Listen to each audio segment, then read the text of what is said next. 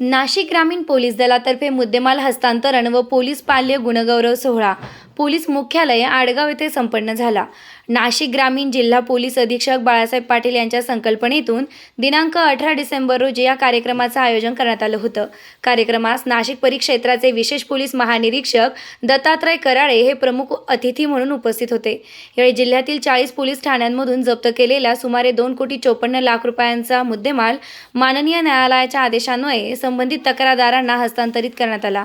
Cyber गुन्ह्यातील फसवणूक प्रकरणात 85 लाख रुपये तक्रारदारांना परत देण्यात आले। तसेच 230 हरवलेले मोबाईल फोन मालकांच्या स्वाधीन करण्यात आले। याच कार्यक्रमात शैक्षणिक, क्रीडा व कला क्षेत्रात उत्कृष्ट यश मिळविलेल्या पोलीस पाल्यांचा गुणगौरव आणि उत्कृष्ट कामगिरी करणाऱ्या पोलीस अधिकारी व अंमलदारांचा सन्मान करण्यात आला। यावेळी नागरिकांनी पोलीस दलाच्या कार्याबद्दल समाधान व्यक्त केले। नाशिक खबर।